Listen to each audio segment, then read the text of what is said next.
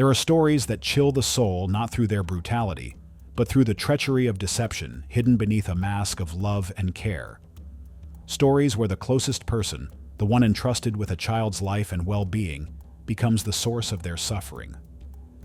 This is the story of Olivia Gant, a little girl whose smile won hearts, but whose short life turned into an endless series of hospitals and medical procedures, orchestrated by her own mother. A story that would later be called the embodiment of the phrase, "a wolf in sheep's clothing." Please continue to leave your cities in the comments. It's very inspiring to me. Thank you for your incredible support of my channel. Make sure to subscribe and consider becoming a channel sponsor to help continue raising awareness about these important issues. Please share this video with your friends. The little angels deserve to be remembered. Let's get back to the case. Olivia Gant was born on June 21, 2010, in Pasadena, Texas. She grew up with her mother, Kelly Turner, her father, Jeff Gant, and two sisters. Those who knew little Livy, as she was affectionately called at home, described her as an amazingly loving, playful, and happy child. She adored dolls, had a rich imagination, and was remarkably intelligent. She could watch a cartoon once and then sing all the songs from it. Her grandfather, Lonnie Gautreaux, whom she called Papa, remembered her as a cheerful and caring girl who never met strangers and was a true joy to everyone around her. Princess Olivia, as she was often called, won hearts from birth. However, problems lurked behind the facade of family life. Kelly and Jeff's marriage was difficult, full of arguments and disagreements. They soon divorced, and Kelly moved with her three daughters from Texas to Littleton, Colorado. Jeff, the girl's father, remained in Texas. His job wouldn't allow him to relocate. Although distance separated him from his daughters, he remained dedicated to their well-being, unaware of the scale of deception his ex-wife was weaving. Kelly explained the move to Colorado in part as a desire to be closer to one of the best pediatric clinics in the Country Children's Hospital Colorado, CHC. Indeed, soon after moving, the hospital became a second home for little Olivia. Kelly frequently shared photos of her daughter on social media. In the pictures, Olivia, often dressed in Disney princess costumes and surrounded by stuffed animals, smiled, but the background invariably remained clinical: a bed with medical equipment, a wheelchair. The image of a caring mother fighting for her sick daughter's health began to take shape. But the origins of this story go deeper, even before the move to Colorado. In 2011, when Olivia was just a year old, Kelly started an online blog. Under the heading "A Little Background," she began documenting her daughter's alleged medical problems, appealing for sympathy and support. Even then, long before the intensive treatment at CHC, Kelly had begun constructing a narrative about a sick child. Olivia was born premature, but otherwise healthy, or so we thought, Kelly wrote. At about her 9-month checkup, her pediatrician noticed that she wasn't developing mentally and physically, and her head wasn't growing properly. This was followed by descriptions of doctor visits and a brain MRI that supposedly showed a vascular malformation of the brain, deemed inoperable. Kelly vividly depicted the risks: the possibility of seizures, blindness, aneurysm, stroke, or death. The list of diagnoses grew at an alarming rate. The next MRI led to an ultrasound because something in her neck looked different. That's how we discovered a tumor on the parotid gland in her neck, Kelly continued, listing new threats: deafness in the right ear, swallowing problems, chewing problems. She complained that she had to see several doctors before we found one who could really examine and treat Olivia, and we found them in Denver, Colorado. Even then, a pattern of behavior emerged that would later be called doctor shopping. If a doctor didn't confirm Kelly's concerns or didn't offer the desired treatment, she would look for another. By age 2, according to Kelly's blog, Olivia was already suffering from a whole bouquet of ailments: autism, inoperable vascular malformation, parotid gland tumor, external hydrocephalus, too much water outside the brain, developmental delay, L-carnitine deficiency, seizure disorder, and celiac disease. Some of Kelly's claims were downright nonsensical. In one post, she complained that doctors hadn't noticed the thinning of the membrane in Olivia's brain's corpus luteum. The corpus luteum is a structure in the ovary, not the brain. This error, possibly accidental, perhaps not, became an early warning sign showing the discrepancy between Kelly's stories and medical reality. In 2012, shortly after moving to Colorado, 2-year-old Olivia first arrived at Children's Hospital Colorado. Kelly complained that her daughter couldn't digest food and suffered from severe constipation. She also reported to doctors about Olivia's alleged history of seizures and developmental delays. Doctors did indeed find fecal impaction in the girl and successfully performed a procedure to remove it. The constipation problem was solved, but Kelly soon returned. She claimed that Olivia still couldn't eat normally. A vicious cycle began: mother's complaints, hospitalizations, examinations, procedures. Although the initial constipation problem had been eliminated, Kelly persistently insisted on new symptoms related to digestion. This, as experts would later note, is one of the most common complaints in cases of Munchausen syndrome, by proxy a condition where a caregiver fabricates or induces symptoms of illness in a dependent. After all, how a child eats at home is something doctors cannot see, relying exclusively on the parent's words. Thus began Olivia Gant's medical odyssey. The girl, described by loved ones as a source of joy and light, was sinking deeper into a world of hospitals, diagnoses, and procedures. And her mother, Kelly Turner, appeared to the world as a model of selflessness and maternal love, fighting for her child's life. No one yet suspected that the true threat to Olivia came not from diseases, but from the person she trusted most in the world. A person who occupied, as would later be stated in the grand jury indictment, a position of trust in relation to the victim, from birth to the very end. From the moment of her first visit to Children's Hospital Colorado in 2012, Olivia's life turned into a kaleidoscope of hospital wards, examinations, and procedures. Over 5 years, from 2012 to 2017, according to documentary evidence, the little girl endured more than 1,000 visits to CHC. This wasn't merely a series of visits, it was an escalation, a deeper immersion into the medical system, driven by her mother's relentless complaints.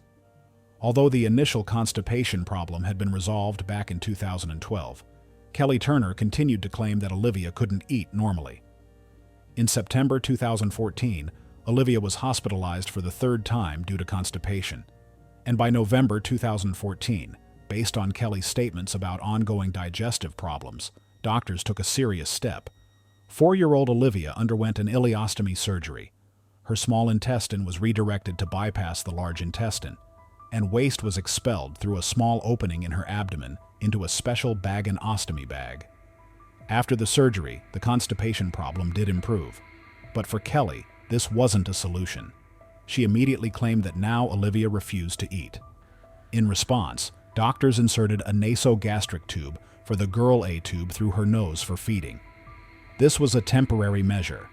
By January 2015, less than a year later, Olivia had undergone surgical implantation of 3 different types of feeding tubes directly into her abdominal cavity. The little girl's body was becoming a testing ground for medical interventions. But even this wasn't enough. By June 2015, Kelly declared that Olivia could no longer absorb nutrients, even through the abdominal tubes. Then CHC doctors took the next, even more invasive step. Olivia was fitted with a central venous catheter, PICC line, for total parenteral nutrition, TPN. This meant that all nutrients necessary for life now went directly into a vein located close to her heart, in the form of a special solution. This was radically different from tube feeding and carried its own risks. Parallel to the escalation of feeding problems, Kelly persistently pursued treatment for other alleged diseases Olivia had. She convinced one of the hospital's doctors to prescribe Keppra, a powerful anticonvulsant. This happened despite the fact that no doctor at CHC had ever witnessed a seizure in Olivia, and numerous tests conducted to confirm an epilepsy diagnosis yielded no results. All information about seizures came exclusively from Kelly. Moreover, the neurologist who was monitoring Olivia recommended 3 times in July 2014, October 2015, and May 2016 that Kelly stop giving her daughter Keppra, as there was no basis for it.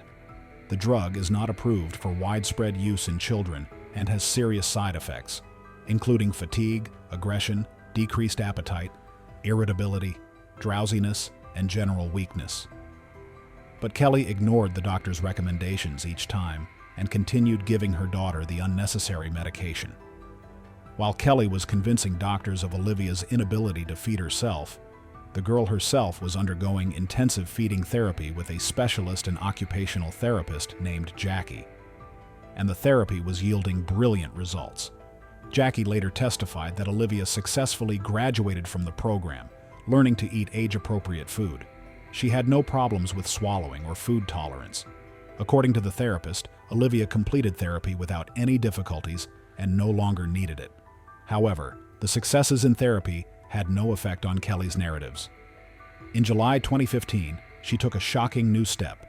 She began writing in her online blog that Olivia had a terminal illness. There wasn't a hint of such a diagnosis in the girl's medical records. From this point on, Kelly began actively promoting the idea of an incurable disease, and consequently, of her daughter's unbearable suffering. She told doctors that Olivia's pain was uncontrollable. As a result, the little girl, whose true illnesses were a product of her mother's imagination, began to be prescribed increasingly high doses of powerful narcotic painkillers, opioids. Some discomfort was certainly possible due to the ostomy bag and TPN catheter, but it bore no comparison to the picture of suffering that Kelly painted. Olivia was being treated for pain caused by a disease she didn't have. While all attention was focused on Olivia, Kelly began weaving a web of lies around her older daughter Samantha's health as well. Samantha visited doctors at CHC for ordinary childhood reasons, nothing serious. However, Kelly informed a new pediatrician that Samantha, at the age of 2 or 3, had been treated for lymphoma in Texas, including chemotherapy and radiation. This information, like much else, came only from Kelly. No medical records existed confirming this terrible diagnosis and treatment. Thus, step by step, operation by operation, lie by lie, Kelly Turner constructed a reality in which her daughter was severely and incurably ill. A reality that allowed her to control the situation, attract attention, and, as would soon be discovered, extract benefits. And Olivia, entangled in a web of unnecessary medical procedures and powerful medications, was becoming increasingly dependent and vulnerable. By early 2017, the narrative created by Kelly Turner had shifted toward a tragic finale. The idea of Olivia's terminal illness became central, and Kelly began actively promoting the concept of a wish list final dreams that needed to be fulfilled for a dying child. Later, Olivia's grandfather, Lonnie, would express doubt as to whether the 7-year-old girl herself understood the true meaning of this list. But her mother made it a public banner for her campaign. This campaign unfolded on a grand scale. Kelly approached the Make-A-Wish Foundation, an organization that fulfills wishes for seriously ill children. Based on the information Kelly provided about Olivia's terminal condition, the foundation responded. On February 16, 2017, with participation from DeVita Inc., a grand Bat Princess party was arranged for Olivia, a hybrid of Batman and a Disney princess. The event, held at the Hyatt Regency in Denver, included a limousine ride, a superheroine costume, balloons, decorations, and an entire adventure to save characters from fictional villains. This day, which cost the Make-A-Wish Foundation $11,000, became a bright event widely covered in local media, not without Kelly's involvement, who didn't miss a single opportunity to attract attention. The wish list continued to grow and be fulfilled. In April 2017, Olivia became an honorary Denver police chief for a day. She was given a tour of the station, allowed to ride in a patrol car, and even arrest a staged suspect. A week later, she was hosted by the South Metro Fire Department. Olivia was picked up right from home in a fire truck, dressed in uniform at the station, raised on a fire ladder, and even allowed to extinguish a real small fire. Kelly meticulously documented each such event, marking items off the list, and made sure the press was present, providing new touching reports that helped maintain the flow of donations. The financial side of this story deserves special attention. Kelly actively used the image of her sick daughter to raise funds. Her GoFundMe campaign, launched back in 2015 under the pretext of collecting money for medical expenses and final preparations, contained over 100 updates, many of which were frankly false or greatly exaggerated. The campaign raised about $22,000 from more than 100 sympathetic donors. But this was just the tip of the iceberg. The total amount that Kelly, according to the investigation, fraudulently obtained from various organizations, foundations, and individuals exceeded $500,000. The largest source of illegal income was the Colorado Medicaid system, which Kelly defrauded over several years, receiving a total of about $538,000. The fraud mechanism was cynical. Olivia's and her sister's father, Jeff Gant, had a good job in Texas and medical insurance for all his daughters. However, after moving, Kelly convinced him to drop the insurance, lying that CHC had offered her a better and cheaper plan. The trusting father removed his daughters from his insurance.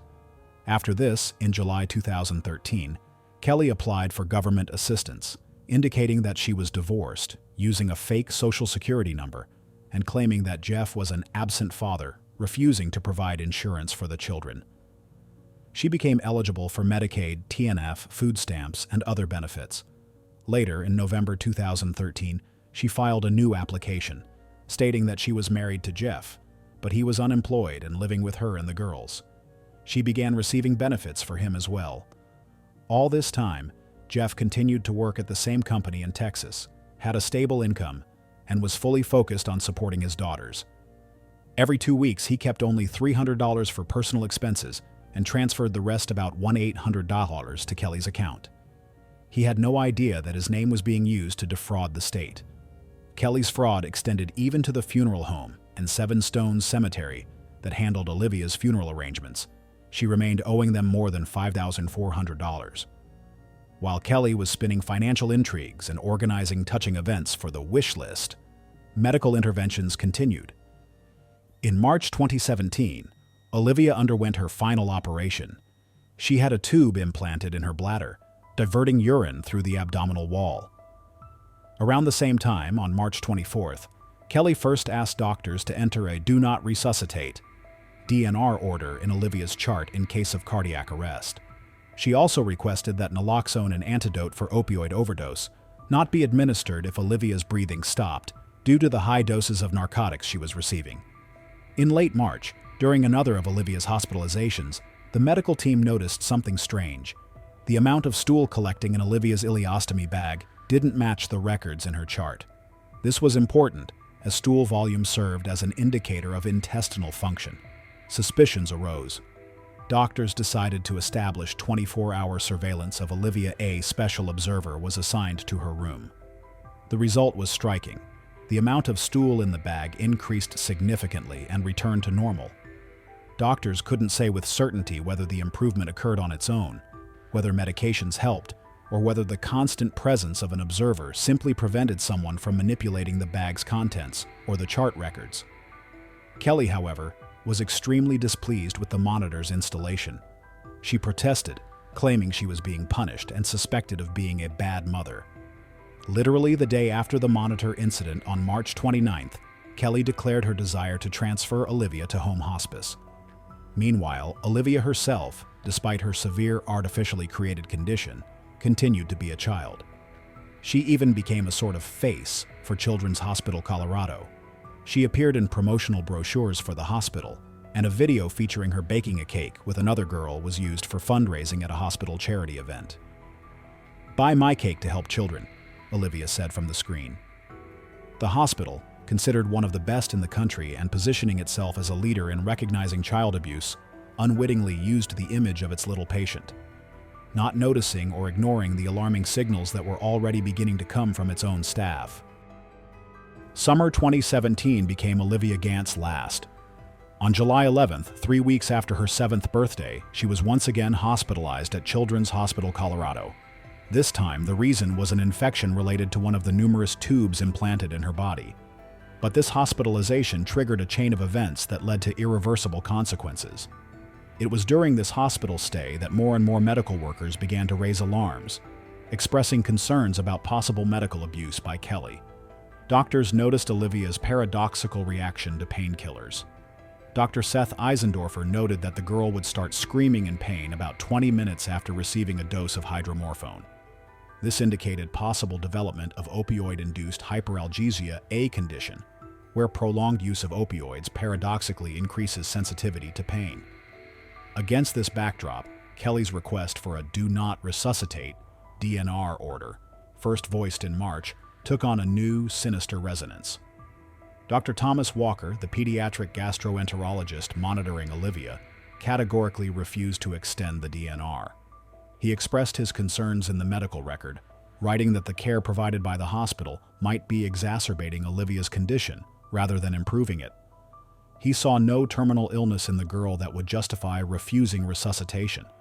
Moreover, he directly objected to the DNR and refused to sign it.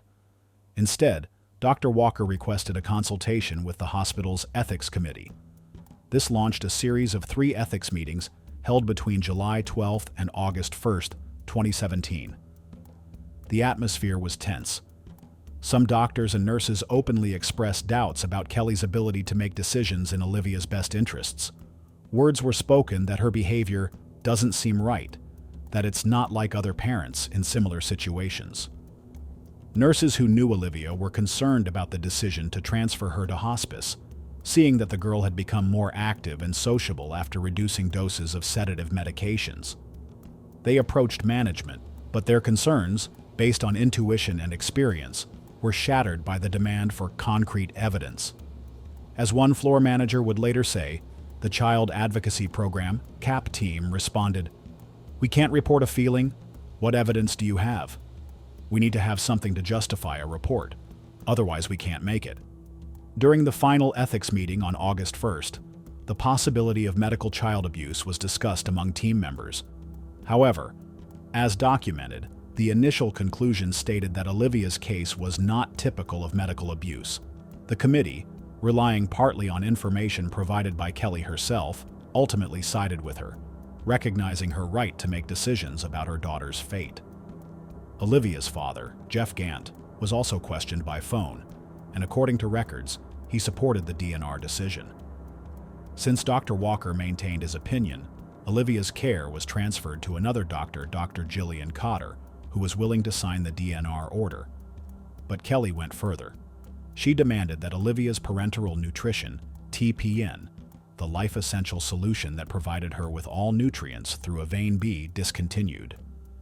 Kelly absurdly claimed that Olivia's body was rejecting TPN, which is medically impossible. Her true motives were transparent. Stopping TPN would inevitably lead to Olivia's death from starvation within weeks. This demand triggered a new wave of debates and another ethics meeting. Kelly was so outraged by the medical staff's doubts that she demonstratively left the meeting, stating that she considered it selfish to prolong Olivia's life. "I know there's a better life for Olivia in heaven," she said. "I fear her suffering more than her death. I hate seeing her suffer every day."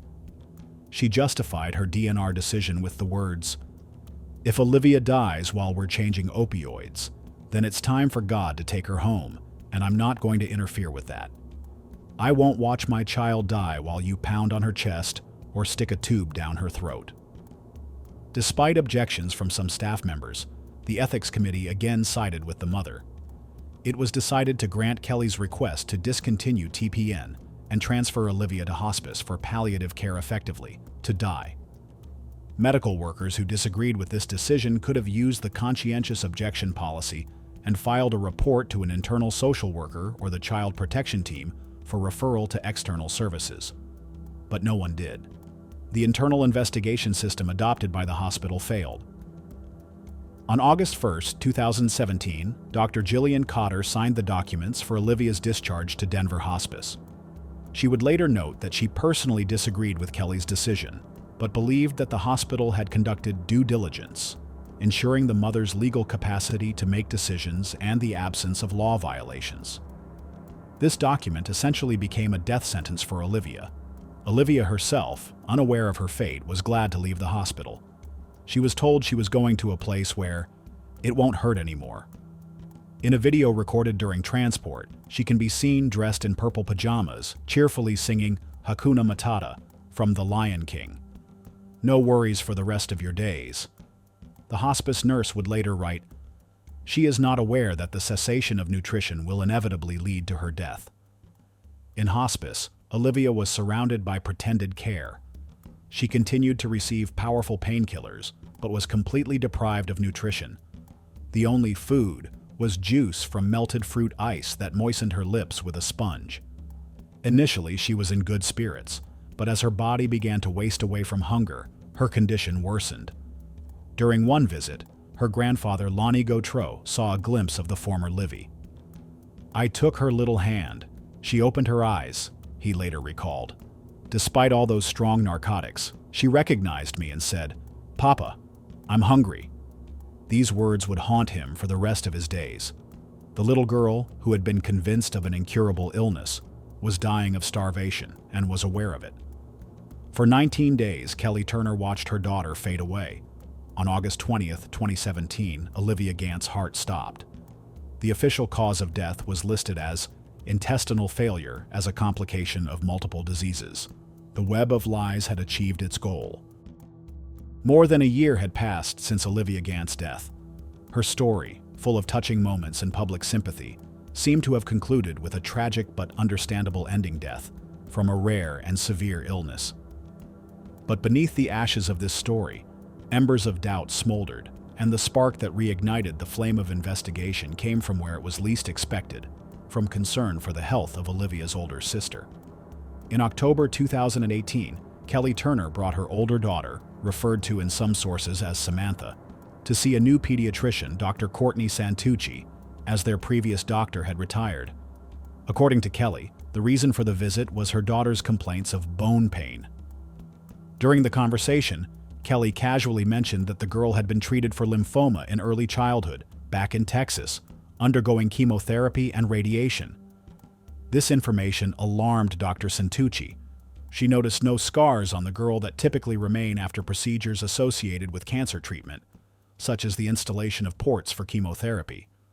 Following her professional instinct, Dr. Centuchi decided to verify Kelly's words and contacted medical institutions and doctors in Texas who should have been monitoring the child during that period. The response from Texas was unequivocal. The girl had never been diagnosed with cancer and had never undergone corresponding treatment. The entire story was fabricated. This discovery became a red flag. Dr. Centuchi and her colleagues began to more closely examine available information about Kelly and her daughters, including her online activity blogs, social media pages, news articles. They discovered numerous descriptions of various medical conditions in the older daughter that had absolutely no confirmation in her actual medical records. It became evident that Kelly was systematically fabricating illnesses for her second child as well. Suddenly, Olivia's death appeared in a completely different light. Doctors remembered the internal debates, disputes, and doubts that accompanied the last weeks of the girl's life at CHC. Concerns about possible medical abuse, which then hadn't been taken outside the hospital, flared up with new force. A terrible thought emerged. Perhaps Kelly not only invented Olivia's illnesses, but actively contributed to her deterioration, gaining social and financial benefits from it, classic signs of what was previously called Munchausen syndrome by proxy. And most horrifying, this pattern of behavior apparently continued in relation to the surviving sister.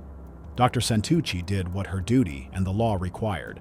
She reported her findings and suspicions to the appropriate authorities, the Colorado Department of Human Services, DHS. This initiated an official investigation into possible child abuse regarding both of Kelly Turner's daughters. The consequences were swift. Investigators questioned Olivia's older sister right at school. Kelly Turner was ordered to immediately leave the home and cease all contact with her daughters during the investigation. The girls were placed in the care of relatives. Notably, from the moment Kelly was removed from caring for her older daughter, October 2018, all her complaints of bone pain and other imaginary symptoms disappeared without a trace. The girl was completely healthy. Now the main focus of the investigation became Olivia's death. To get answers to the painful questions, authorities made a difficult decision. In November 2018, Olivia Gant's body was exhumed for a more thorough forensic examination. The Arapahoe County coroner who conducted the autopsy, Dr. Kelly Lear, concluded that it was impossible to establish the exact cause of death due to the time that had passed and the condition of the body. However, her conclusion contained a key point. No pathoanatomical signs were found in Olivia's remains, confirming the presence of those numerous and severe diseases that her mother had claimed for years, including the stated primary cause of death, intestinal failure. Physical evidence of the diseases simply did not exist. The collected evidence, doctors' testimonies, autopsy results, financial documents, evidence of Medicaid system and charitable foundation fraud formed a horrifying picture. On Friday, October 18, 2019, Kelly Renee Turner was arrested.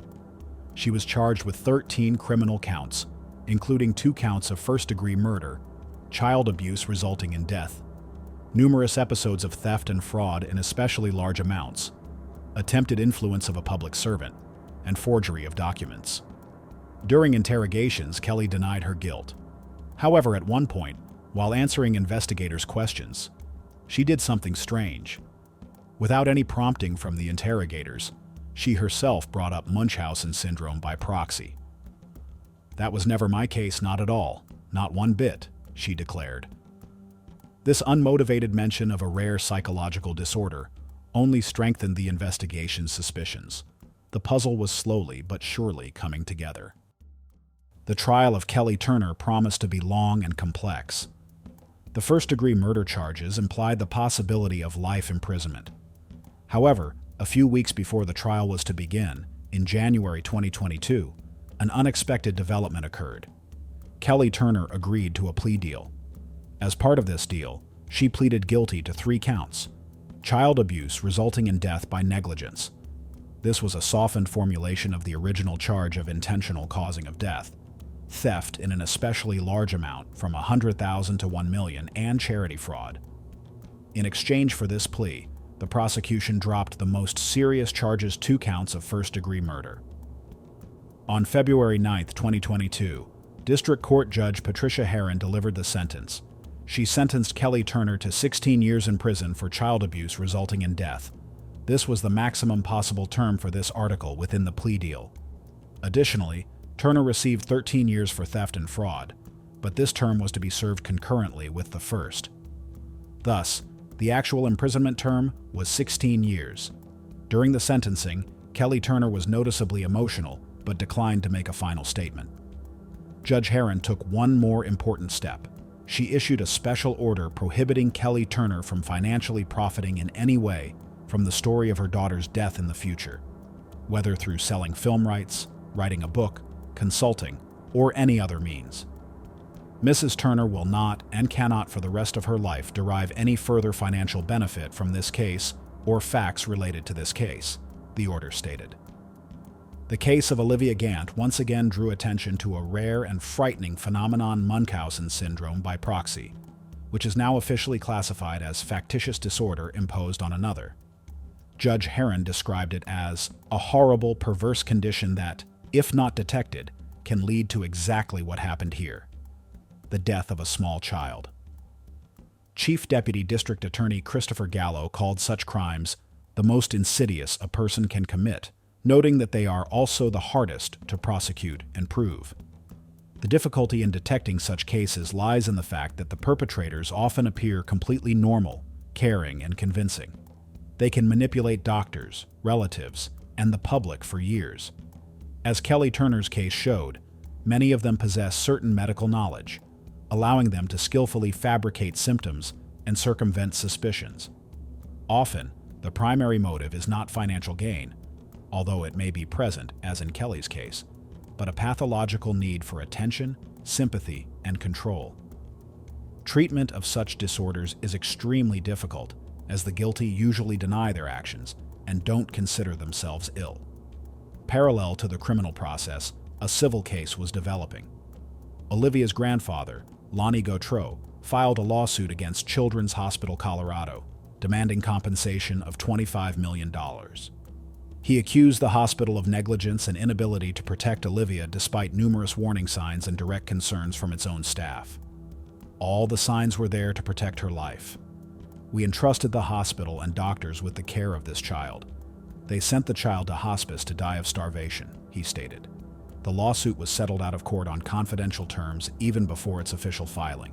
The role of Children's Hospital Colorado in this tragedy became the subject of serious criticism. The hospital's policy requiring staff to report suspicions of abuse first to an internal child protection team, rather than directly to state authorities, raised many questions.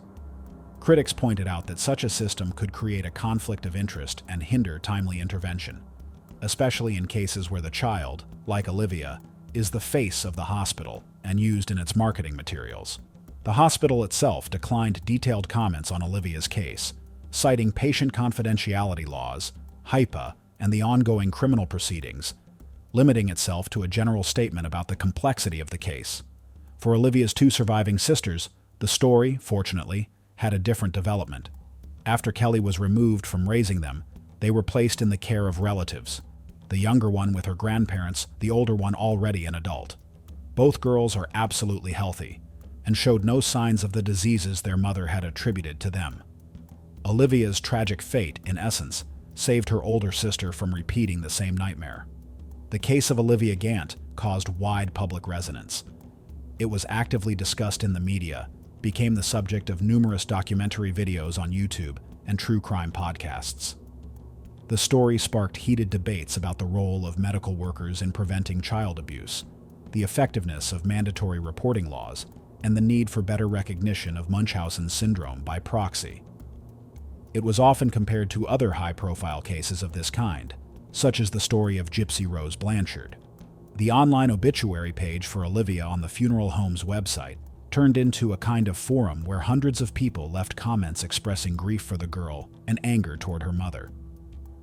The story of Olivia Gant is not just an account of one crime. It is a testament to the tragic failure of an entire system designed to protect the most vulnerable. The systems of health care, law enforcement, social services. It is a reminder of how easy it is to manipulate trust, how difficult it can be to recognize evil hiding beneath a mask of care, and how high the price of error or inaction is. Little Princess Olivia, whose life was so cruelly cut short, left behind not only the pain of loss, but also difficult questions for which society is still seeking answers. Her short life, filled with artificial suffering, became a bitter lesson about the need for vigilance, responsibility, and uncompromising protection of children from any form of abuse, even if it comes from the closest person.